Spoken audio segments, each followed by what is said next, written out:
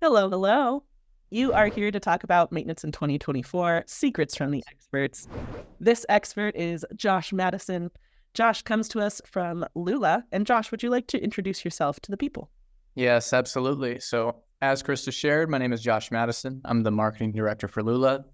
I've been with the company for 6 years now. I'm originally from Montana. I say that because I saw some Montana people in the chat and I wanted to shout you all out.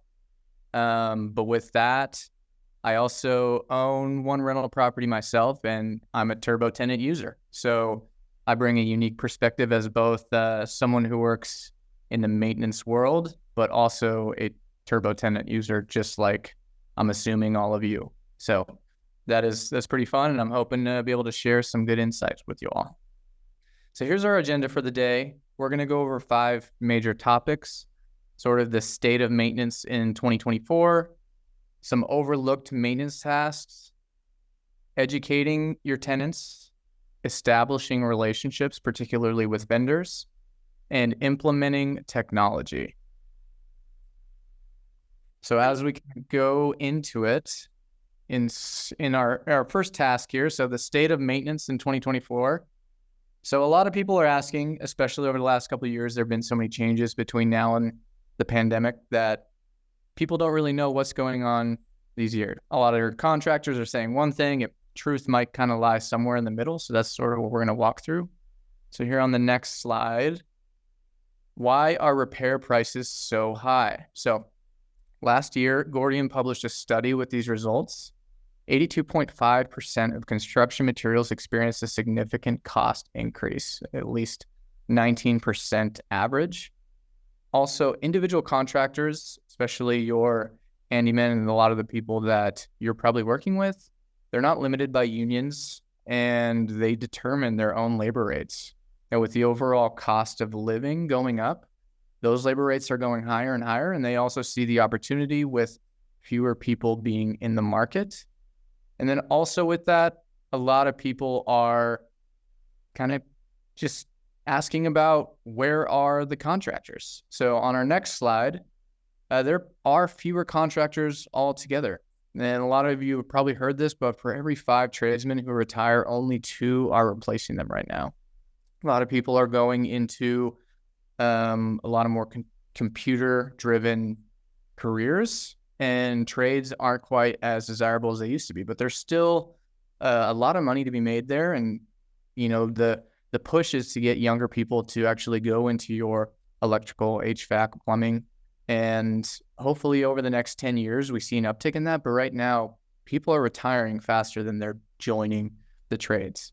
And then experienced contractors, as they start to build their business, they grow into larger projects, and that makes them busier further out. So someone who starts off as your handyman, who you can call for everything, for all the little things, they might move on to your turnovers, but then eventually they're probably going to get more interested in the renovations and even new builds. And as they do that, they're going to have less time for smaller jobs, particularly because there's smaller margins in it for them, but also they're driving a lot more. They want to spend more time in one place and spend 3-4 months to a year working on the same project versus five different houses in a day, like they might be when they first start out.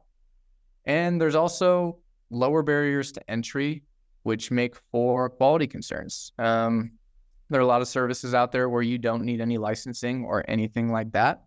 And anyone who has a hammer or some cleaning supplies can claim to be contractors. While that is a great thing for people who are hungry and driven and want to grow their own business, it can also be a challenge really vetting those people out, because if someone is skilled enough to, put a Facebook page up or Google page or anything like that and just get a couple of reviews from their friends, it can make it look like they know what they're doing when really they don't. So there are lower barriers to entry. So a lot of contractors might not actually be qualified to do what they say they can do.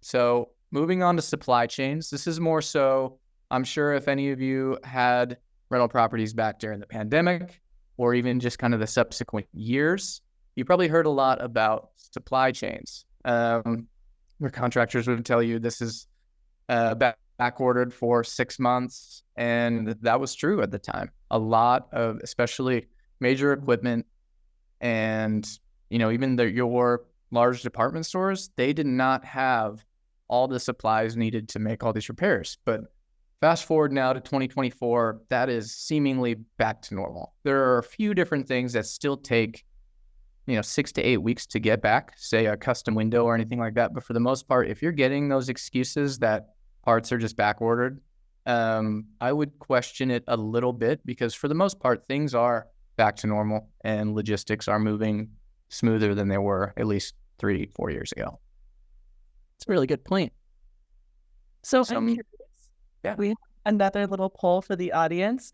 Did you guys notice maintenance costs rising over the last year? Oh, wow. Overwhelming. Yeah, people will show you these results, but usually there's a healthy split. This one seems pretty obvious. People are feeling the burn when it comes to their wallets and maintenance. Yeah. And I can tell you firsthand, us as a maintenance company, a network of contractors, we are feeling it as well. A lot of people are raising prices left and right all across the country. It's not market specific. It's just sort of a universal trend, with material costs going up, labor costs going up.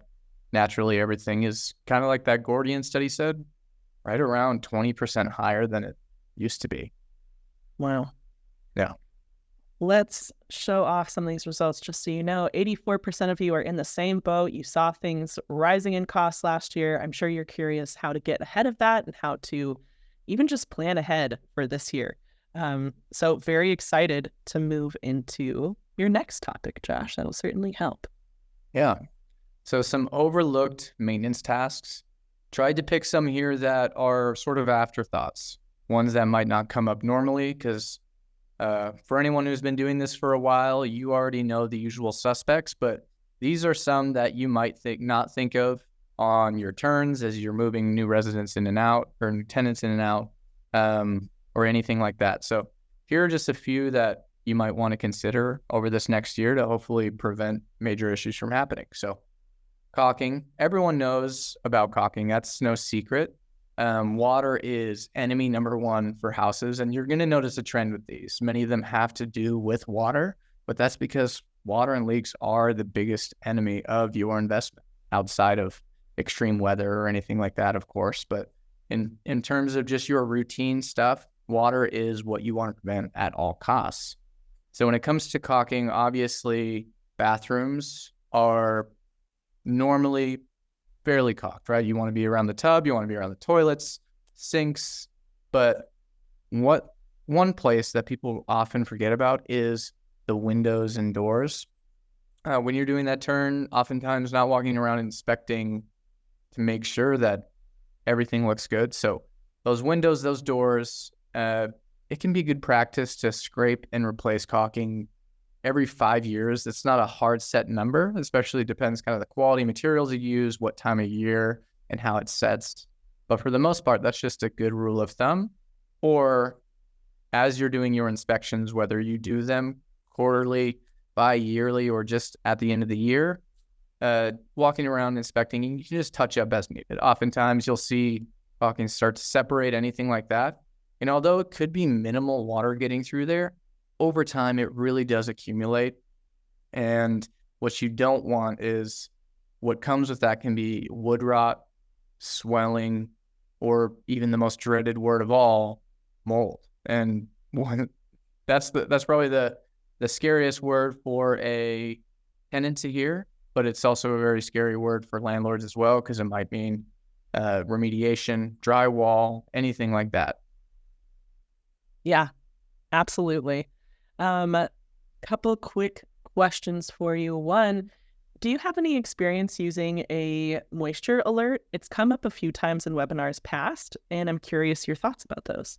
Yes, that is a really interesting technology that we're starting to see, particularly in basements. So you can set up these moisture alerts in any parts of the house where you might see an accumulation of moisture.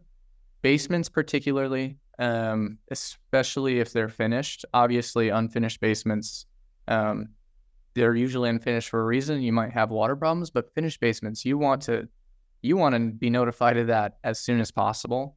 And I know there's some companies that specialize in it, and there's also some companies that are specializing in security systems that you can actually add these moisture sensors as well. So these are really cool tools, and it helps you get to issues faster.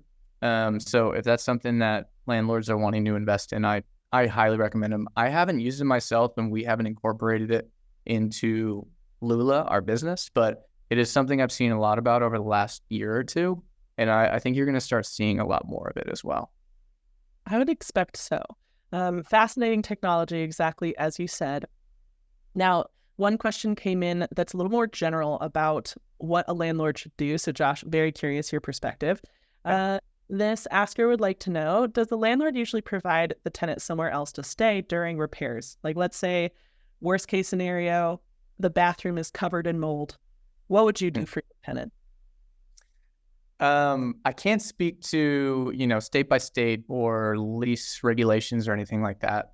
But what we see a lot of our clients do is in cases where they are going to be out.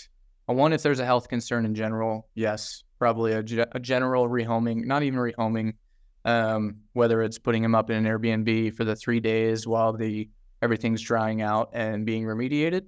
But also the other time that you might rehome a tenant is in the case of, the only bathroom in the home is going to be out of commission, or the kitchen in the home is going to be completely out of commission for a extended period of time. And there are different workarounds you can use, but with the bathroom, if there's only one in the home and they're not going to be able to use the facilities, I think it is probably a requirement in most places that they need to have a place where they can use that. But also just, I think it's good faith to be able to take care of your tenants in that way too. Well said. I'm inclined to agree. I like how you highlighted the differing laws. Each state and even county are going to have their own laws regarding mold and what to do, how to notify people, etc. I see a quick question on insurance in the chat, so happy to answer it briefly, although then we're going to move on to the next task here. They asked if a mold situation would fall on the renter's insurance. In my experience, if the renter's items are damaged, that goes through the renter's insurance for mold, but any kind of damage to the property or any work that has to be done there because of mold goes through the landlord's insurance. So if you have more questions, looks like we're chit-chatting here, which is fantastic. And we have a question about moisture detectors for apartments. I'm not sure, Eric. Do you know of any, Josh, offhand? If you don't, we can poke around maybe and see if anything pops up. Are you meaning a specific company or specific recommendation? The one company that I know of, they're actually called, I believe, Sensor, and there are a couple others that do it. I know Simply Safe, which is a security company. They also offer sensors that you can connect with both, glass alerts and home alerts and everything, and that's straight from your app. But one company that's particularly aiming for apartments and the rental space, I think it's called Sensor. And I had a conversation with them about what it would look like to partner, but I do think that they're doing good things, and you're probably going to see more of them over the next couple of years. Beautiful. Love it. One last request. Jonathan, out in the ether, if you could drop the link to the blog where we talk about mold, since there's interest in the chat and figuring out how to deal with it, that would be lovely. Otherwise, we can keep scooting on to some lesser known tasks. Yeah. So this next one, another one that you just don't really think about because it sits down there, especially if you're in a home that does not have water issues and you don't have to think about this floor drain at all. This one can be an afterthought. So purpose of a trap is to keep sewer gases from escaping into the home. The basement drain sits stagnant for long periods, especially, like I said, if you don't have any water issues or have any need to use it.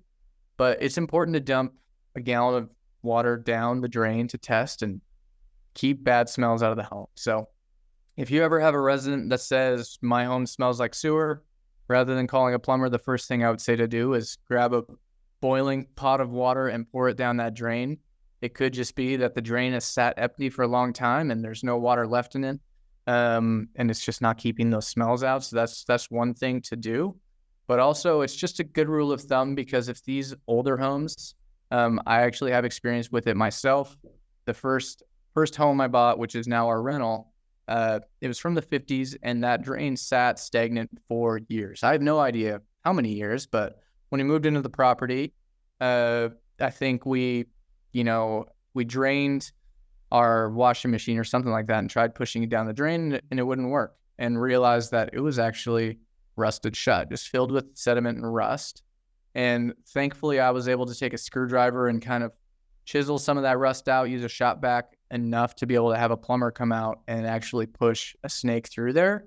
But that can be prevented by using it. So if anyone has older homes, you maybe have already experienced that.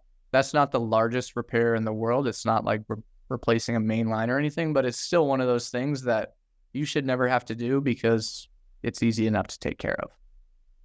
Yeah.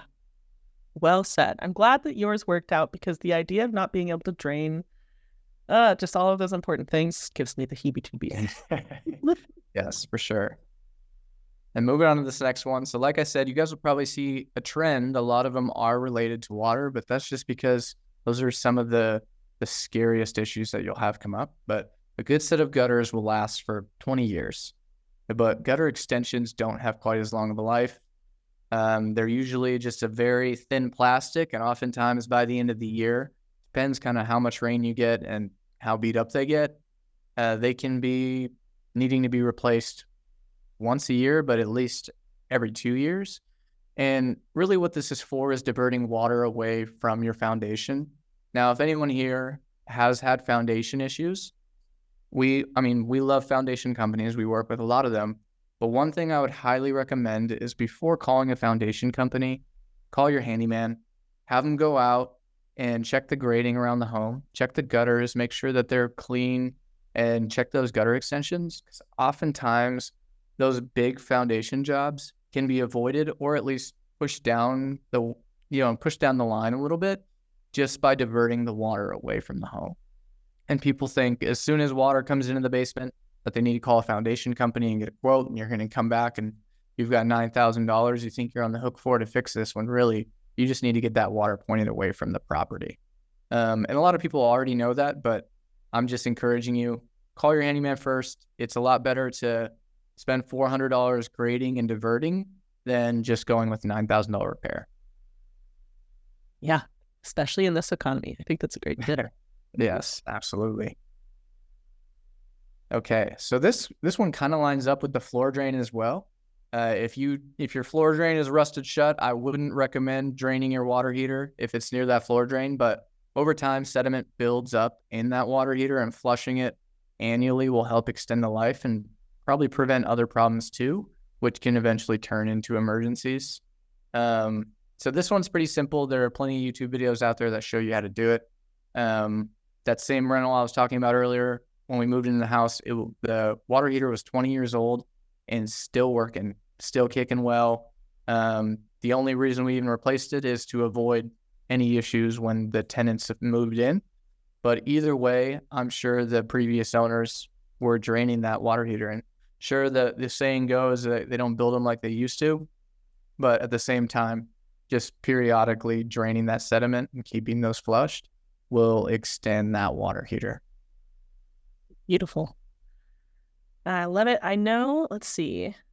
We have a question regarding emergency repairs, which might be good. Now, you mentioned that, you guys took care of your water heater to avoid any such frantic situations.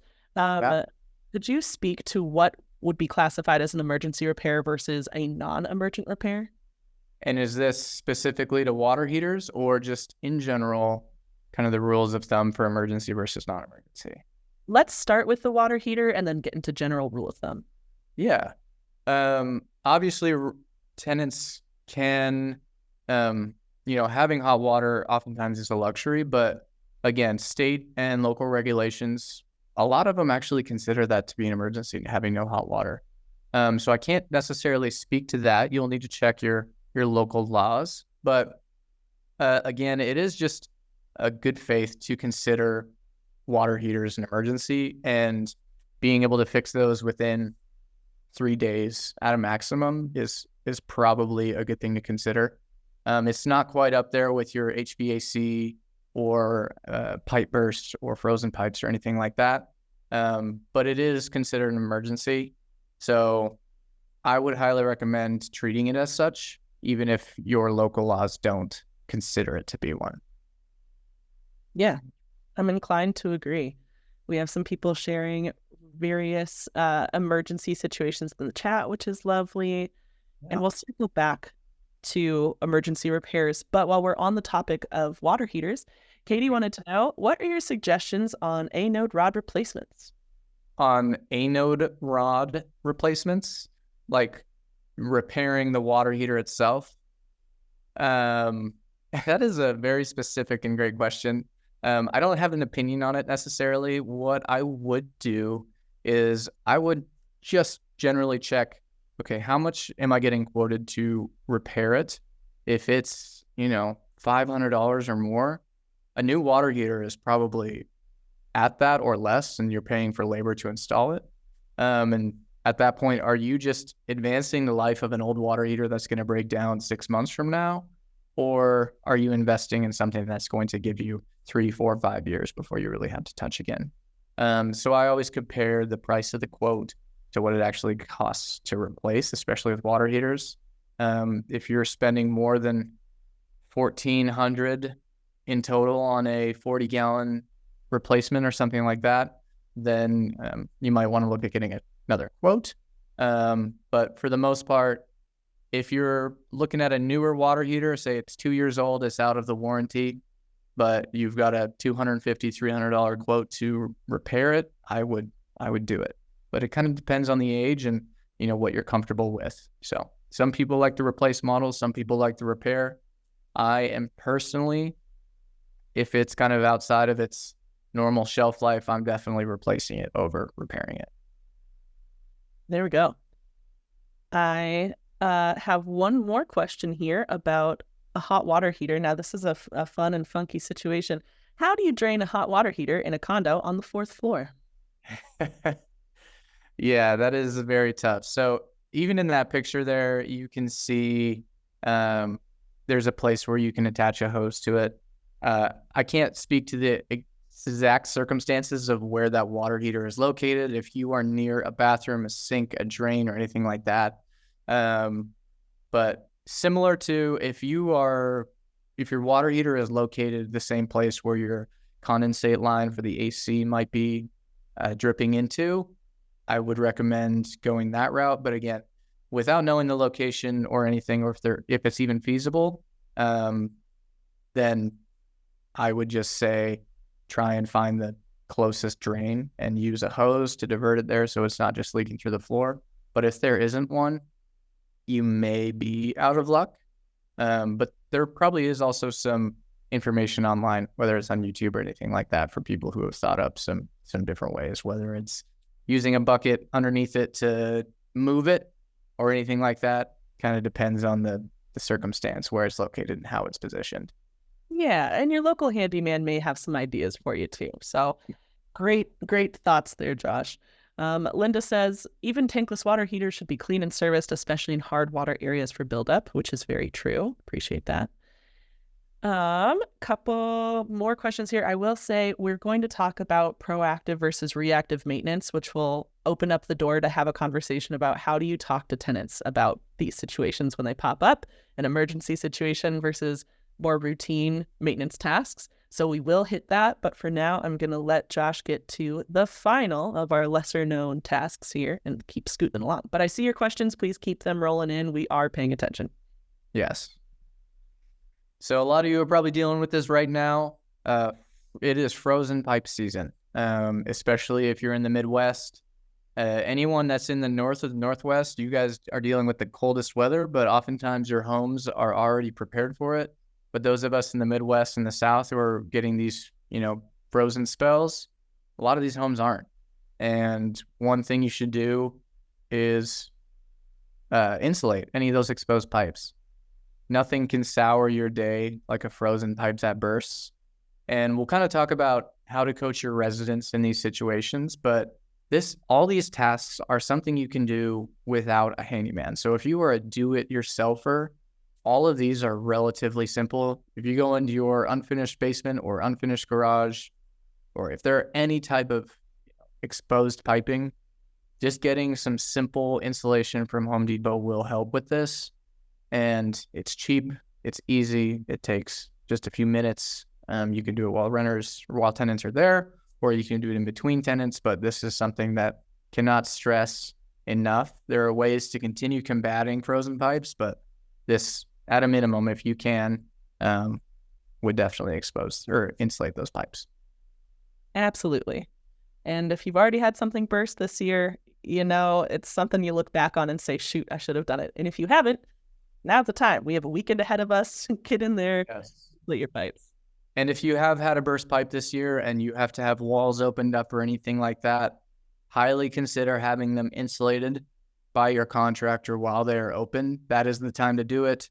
Yes, it is a huge bummer that your pipe burst, but take care of it and try and prevent it for the future. There's even options out there like heat tape, anything like that that'll actually keep those pipes warm when you need it. So definitely something to keep note of as you guys are dealing with some of those burst pipes, which I hope you're not, but I have a feeling there are a few out there.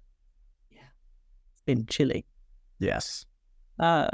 So we've talked a little bit about these tasks. People are curious how to bring their tenants in the loop. So excited to move to this section. Yes. So educating residents, there are a lot of different terms for this throughout the industry. Some people call it de-escalation, troubleshooting, triage, trip avoidance. The key to that is really educating the residents.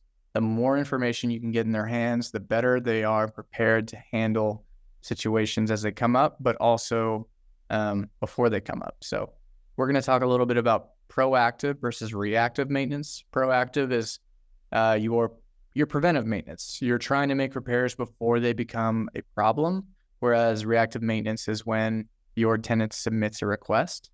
And investing in proactive maintenance can reduce the amount of damage that happens from reactive maintenance.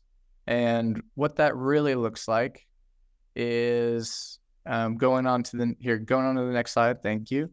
The proactive side. So as tenants are moving in, if you're doing a walkthrough with them, show them some important parts about the home. Any nuance, every home is different. So show them where the water shutoff is for an emergency. Teach them how to maintain the furnace filter. Obviously, a lot of landlords require that tenants replace these themselves.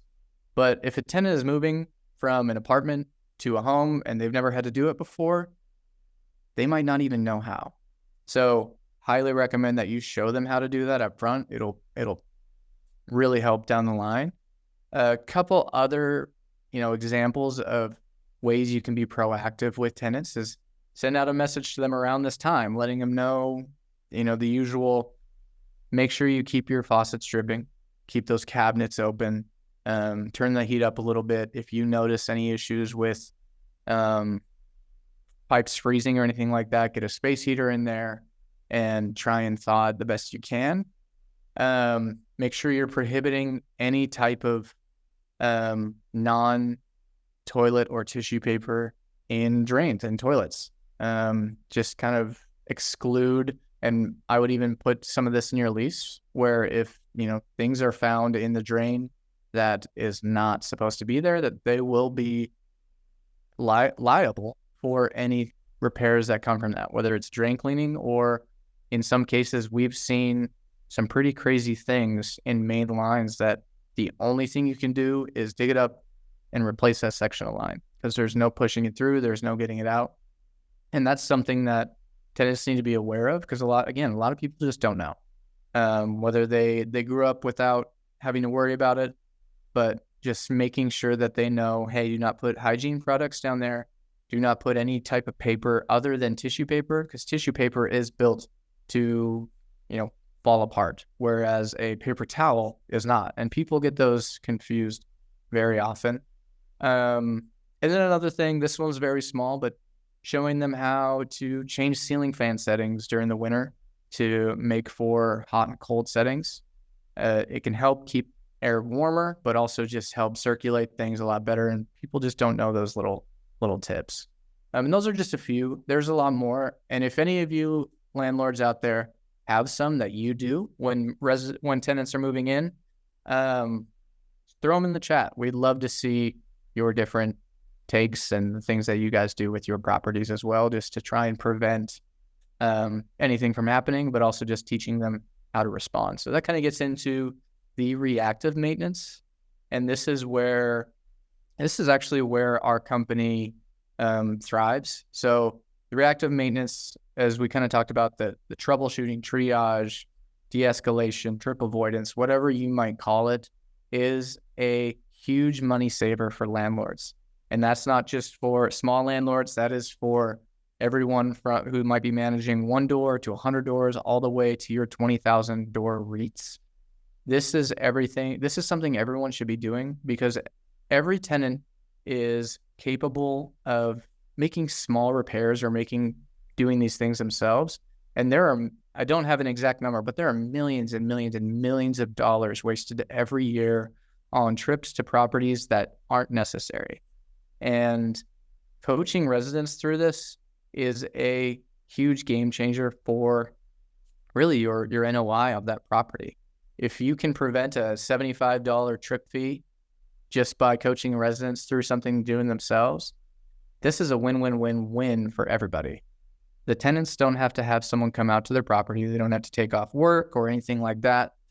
You don't have to pay a trip fee for nothing that is done.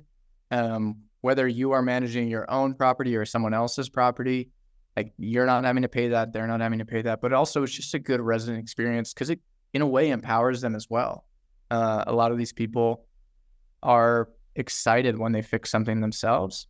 So a few of these examples that we see quite often, your garbage disposal, whether it's hitting the reset button, walking through what it might look like if the outlet, the GFCI is tripped or anything like that, or the breaker is tripped, walking them through how to reset that or unjam it themselves can save you a ton of time and money.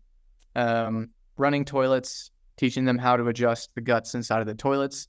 And this can be done even if you don't know how, but I've alluded to it a few times, but YouTube is an incredible tool where you can go on and you can find out how to fix a running toilet, and they'll put a step-by-step video that you can just text to your tenant, and they'll be able to do that themselves. And like I said, it makes them feel empowered, but now their toilet is fixed and they didn't have to schedule anyone, and there is no invoice that you have to pay at the end of the day. Another common one is leak under the sink. People always think that their faucet's leaking. Oftentimes, it's just one of the connections on the actual drain itself, and being able to tighten those outlets and breakers, showing tenants how to reset those properly, whether it's the reset button on the GFCI or the breaker in the panel. An HVAC that goes out, first instinct is to send somebody out there. More often than not, the batteries haven't been changed in the thermostat in a while, walking them through how to do that. Or even if they come to you and say, hey, my shower drain is draining really slow, don't send someone out there to snake it. This is something they can do themselves very easily, because oftentimes it is just hair buildup. And there are some really cool things out there these days, whether it's a system like Shipt or Instacart or anything like that. You can go to Target or Home Depot and just have one of those little zips sent to them where they can pull it out themselves. Again, empowers them, but maybe you spent $20 getting it to them. It's a lot cheaper than $50 and having to schedule it out. And oftentimes they come in a 2 or a 3-pack, so they can do it again down the line. And something like hair, a lot of landlords have that built into their lease that they'd be responsible for that. But again, it's one of those things that resident experience is important. And if you have a good tenant, you want to keep them happy. So a $20 zip tie that you send them and say, hey, this is on us. It goes a long way when it comes to renew a lease or anything like that. As for the emergencies, I know that we wanted to get to this. There's a lot of questions about emergencies. I kind of see some popping up. But here are a few that really come to mind. So that pipe burst, that dreaded pipe burst that we've been talking about, one thing, you should have already shown them where that water shutoff is, making sure they've done that. But also just say, hey, can you use your towels and soak up some of the water that has already been, pooling up on the ground or coming through the ceiling, whatever that might be. Hopefully not coming through the ceiling yet, but asking them to clean up the water, or even if a toilet's overflowing, clean up some of that overage. And what that does is you may need to reimburse them for some towels, but that is a lot cheaper than the months that you could lose in rent if there's a giant renovation that has to happen out of this, or any other damages that are going to cause disruption to the tenant, disruption to you, anything like that. So replacing $50 in towels is a lot better than going through a whole insurance claims process and having to renovate that space, whether it's flooring replacement, drywall damage, all of that. Another one is when a refrigerator goes out. So a lot of places and a lot of leases state that they are responsible if food goes bad. So that is considered an emergency. So coaching residents to keep the fridge and freezer closed, but also grab a extension cord and try hooking it up to a different outlet. It can help us determine, is this an electrical problem or is this an appliance problem? Because the last thing you want to do is send out an appliance pro and then find out this is actually an electrical problem.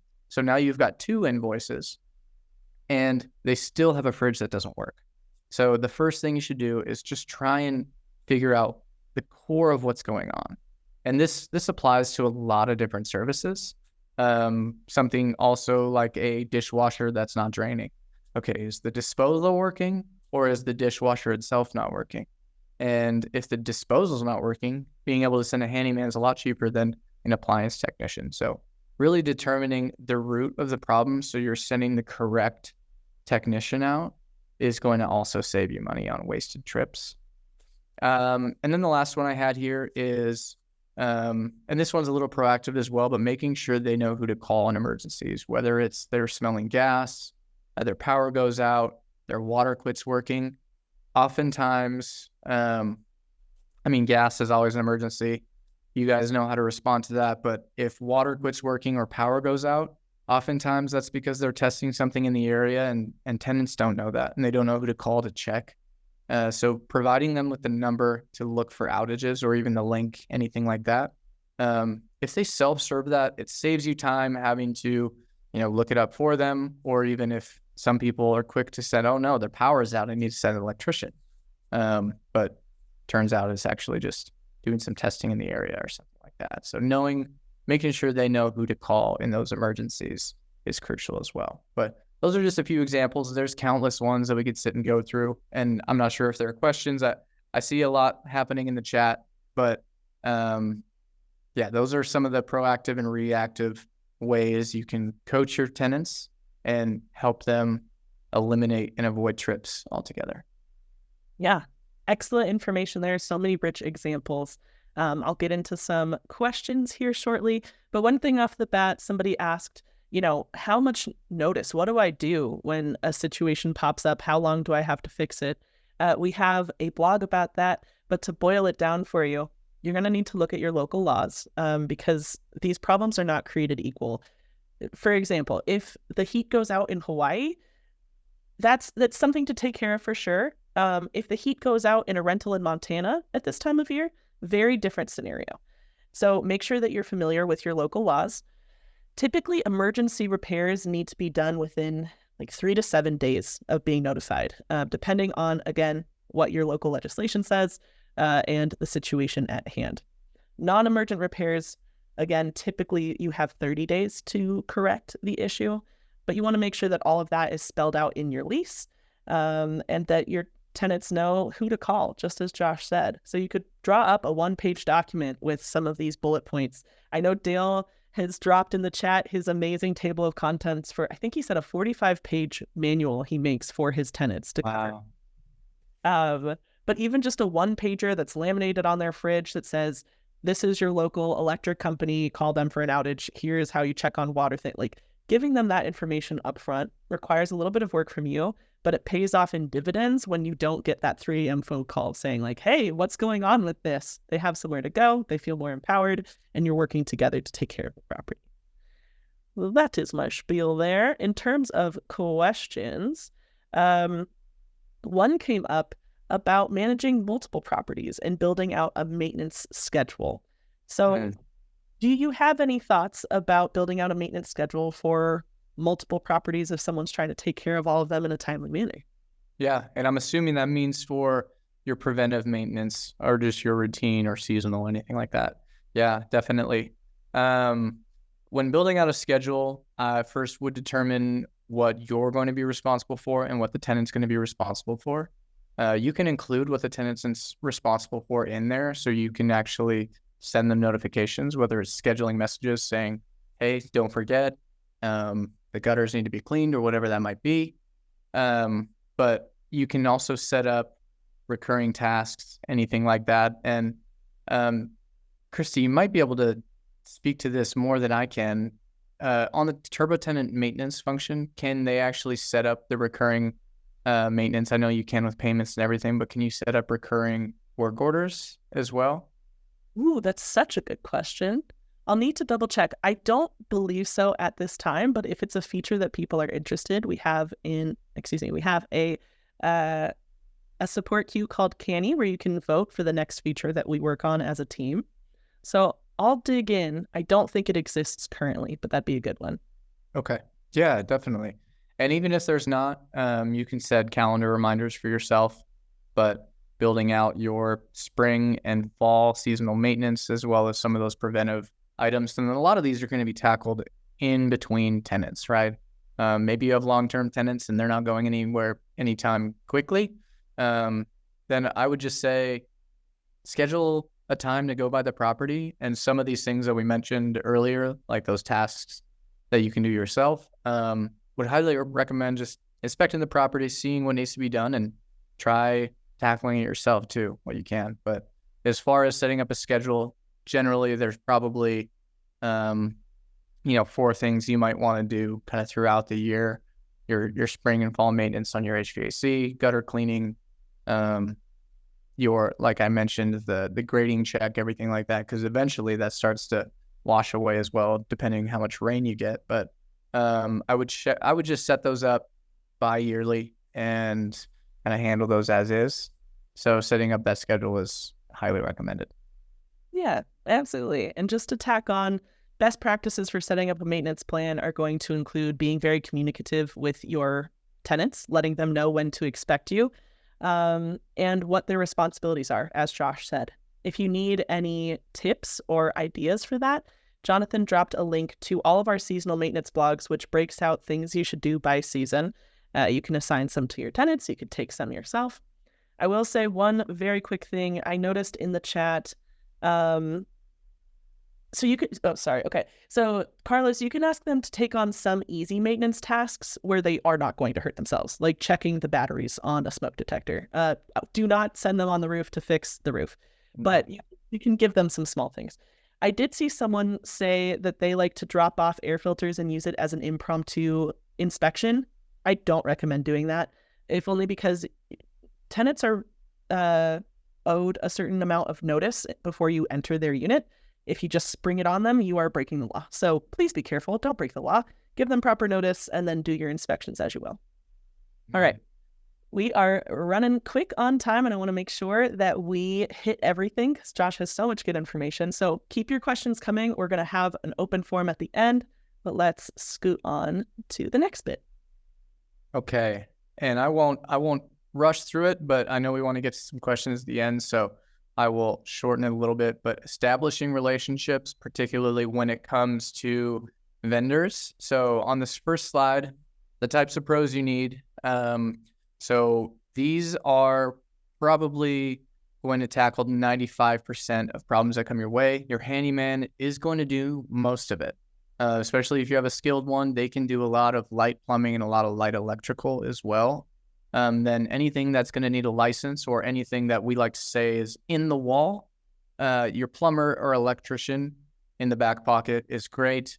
Appliances, I've kind of mentioned, do your own or make your own opinion about repair versus replace. The economics of that, there are both sides of the debate of repairing it and making it last as long as it can, or, if it's going to cost over half or more of replacing it to repair it, you might as well just replace it.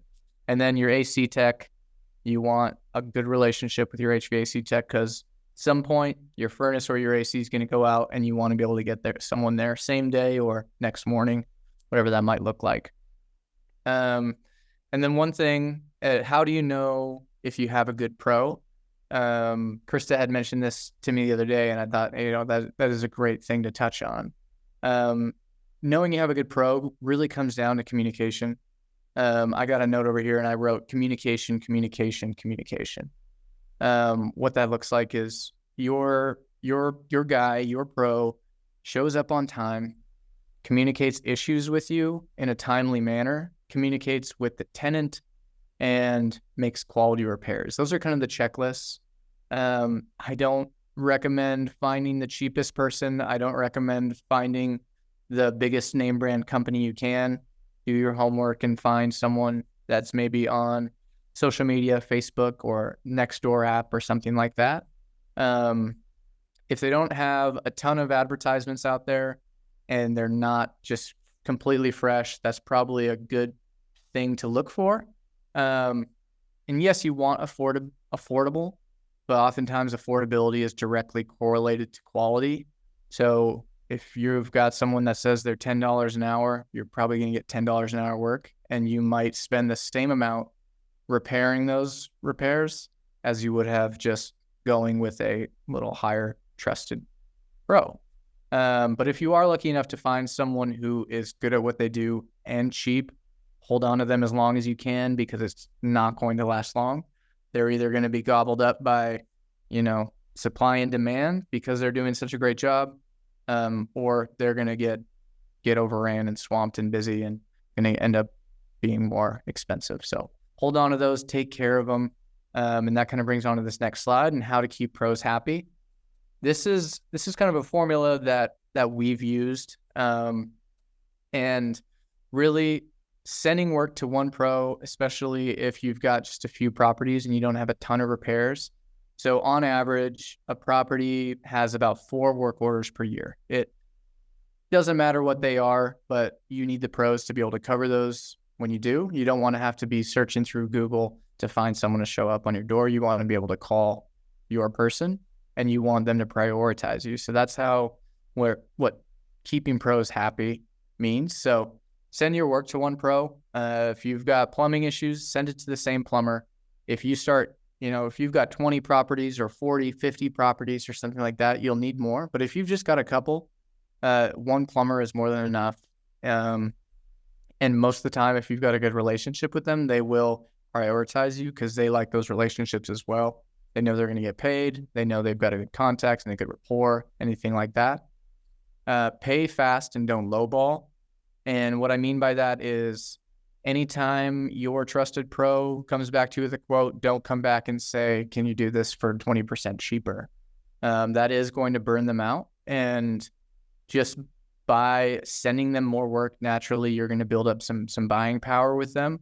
And paying them fast means they don't have to worry about paying, whether they've got their own W-2 technicians underneath them that they got to pay, but also just prevents them from floating too much. So keep paying them fast and not constantly haggling them with them. We'll build a good relationship. Don't micromanage. Obviously, you want to make sure you're taking care of your investment.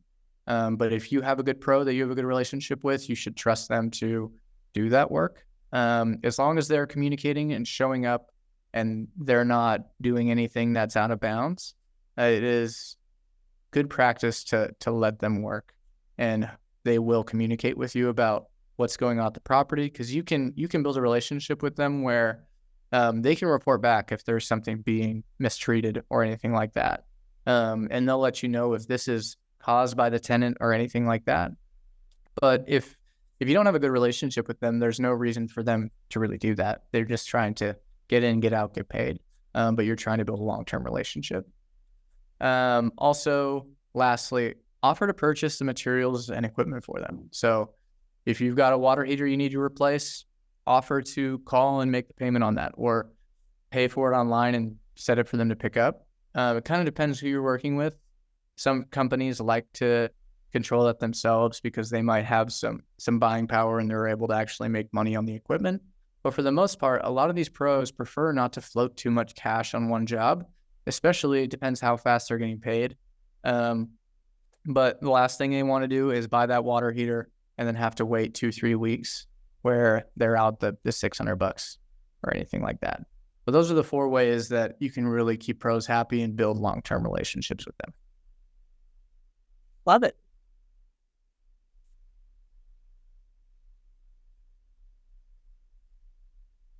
So moving on to our last section of slides. This is one that I'm also going to have Krista jump in and help me on, but implementing technology. There is a lot of technology out there, and I'm not necessarily naming names or making any recommendations, but just want to kind of give you an idea of the types of technology you can use, at least on the maintenance side, and hopefully help you, get some things in place. So first of all, inspections. Oftentimes you're already having tenants do their own move-in, move-out inspections, and you're doing them yourself. But you can really automate that as well. There are platforms out there where you can schedule someone to go out to the property and do a full inspection based on whatever scope you've determined. And what that looks like is they take the pictures of everything you need, and then it's saved in one database. So you can actually compare move in and move out. That's really helpful for organization and also just time. If you've got 5 properties and you're busy and you don't have time to run out there and do it yourself, this is a really time effective and really there are affordable options out there to do it. And then also just storing the move in and move out inspections or pictures, anything like that. Most of the time you're just kind of using whether it's Google Photos or anything like that to store. But these inspection softwares can help you really consolidate it into one, but it's not a necessity at all, especially if you're just starting out. It's just one of those things that if you're struggling with the inspections piece, there are options out there for you. Yeah, absolutely. And if you're a little bit more hands-on, might I recommend TurboTenant? Now, granted, I'm a little bit biased, but we are passionate about making every stage of the landlording journey easier, and that includes maintenance. So we make it really simple for your tenants to let you know if something is going wrong in the rental. We do that in a variety of ways. 1, they can message you directly through the platform. But 2, if you accept rent through us, then every time that your tenant pays rent, we prompt a little check-in. And it is very simple. I think it's 3 different emojis. They can select a happy face, a neutral face, a sad face. And if they have a sad face, then we ask them what's going on and we pass that information to you. So that's a really good way, a low pressure situation for them to share any kind of maintenance concerns or anything else that might be going on with the property so that you can act quickly and resolve it in a snap. Okay. It also makes it very easy to track expenses. So let's say you follow Josh's advice, you are picking up the order for your maintenance pros, and you need to make sure that you keep track of that receipt so that you can write it off at the end of the year. Take a picture with our mobile app, upload it to your account, and you have everything time-stamped in there for you. So very easy to use. Will really pay off dividends when you get to tax season. So make sure that you're leveraging everything at your disposal. That'll also include a very exciting partnership. Josh, would you like to tell the people about it? Yes, absolutely. So hopefully by now you guys have all seen a little bit about Maintenance Plus, and this is really new to both TurboTenant and Lula. So real quick, like I mentioned, I am with Lula, and what we are is we offer a network of contractors who are all fully vetted. So for those of you who don't have those vendor relationships in place, we have built those vendor relationships for you.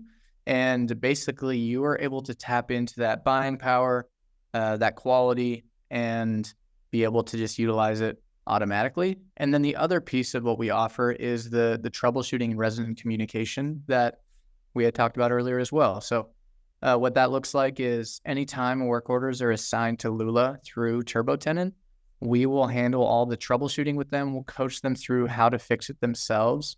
Like Krista said, as long as it's not going to harm them in any way. But these simple tips that not everyone knows. And a lot of this is actually AI powered, as well as we've got a team of maintenance professionals who are on the clock 24/7. So if you've got that water heater, that HVAC that quits working in the middle of the night, and you don't have the pros to deal with it, you can assign it to us. But the unique part about this is TurboTenant and Lula have actually integrated to be able to show you the statuses of all these. So when I talked about communication as a crucial part, every one of our contractors has an in-field app where they actually hit different statuses throughout the life of a job. So the residents know when someone's on their way. They know, you can see when someone's on the property working. You can see when it was paused, if parts were ordered, and when they're going to come in. All those questions that you're constantly begging your contractors to answer are all answered for you straight from your TurboTenant account. So what that looks like is all these statuses feed straight into the work order. And when you sign up for Maintenance Plus, basically you've got access to Lula, our entire network, and our team of troubleshooters. So we're really excited about it. Before this partnership, we were really set up to work with larger property managers, and we work with a lot of the REITs out there. And what we've always known is that we want to work with some of the individual investors and some of those who own anywhere from 1 to 25 units. And this is really exciting for us that we're able to do it through such a great system like TurboTenant. And like I said, I'm a TurboTenant user myself. I'm not going anywhere. I think they've built a fantastic product. I also use Maintenance Plus. Even though I work with Lula, it's so easy that I know that if my tenants reach out and they've got anything wrong, I can just basically click send to Lula and they handle everything for me. I don't have to touch any of it. So anyway, I'll quit selling on Maintenance Plus, but we're really excited about this offering, and look forward to working with a lot of you landlords, hopefully. Absolutely. And people are excited. They have a lot of questions. So we're going to try and get through as many as we can. I know we're at time, but going to try and hit as many as possible. So first one from Barbara asks, is there a per property charge for Lula? There is not a per property charge. We don't have any per door fees or anything like that. There is on Maintenance Plus, you pay to upgrade that. I think it's a $149 per year, and that's just the flat fee. There's no per door fee or anything like that. And then you have access to all of it. There's no additional charges or anything like that. Beautiful. And we should say Maintenance Plus is not currently available in all markets. However, when you get this link in the deck, you can click through, see where we are available, and join a wait list. That hits on a question that someone had about where you guys are available. Yes. Thank you, Krista. You asked me to touch on that and I blanked. But yes, we're not available in all markets, and that's due to the fact that we need quality, reliable pros, and to be able to build out that network takes time. So we're in about 40 different cities today. Most of them are major metros and surrounding areas. But we aim to be in 40 to 60 more by the end of 2024. So if you don't see us in your area yet, definitely hit that wait list, because we go where the interest is and where we know we've, got a base of customers that are ready to go. So when you hit that wait list, we'll be able to kind of determine what markets we need to move into and navigate to next. So thanks for bringing that up, Krista. Yeah, anytime. Chalk is curious, can we get quotes from multiple vendors whenever we place a work order? Yeah, that's such an awesome question. So we can provide up to 3 bids. And because we offer so many different services, it kind of varies. But let's say that you've got an HVAC that quits working on you. You don't know what's wrong with it. You need someone to diagnose. We'll send someone out there. We'll provide the diagnosis. But we actually have flat rate pricing for something like HVAC. So you know exactly what any replacement is going to cost. So even if you have a quote from some other contractor, you can actually just compare our prices and see which one's more affordable or which one's better, and you can go with that. Or a different service, maybe you've got a drain that is clogged and it's going to need to be replaced. If you get that quote back and you say, I would like to get another quote on this, we can actually get you an apples to apples quote from a completely different pro free of charge. As long as we know what the scope is, we can get estimates for free. That's wonderful. Faye would like to know, is this service for residential tenants only? We also have commercial properties.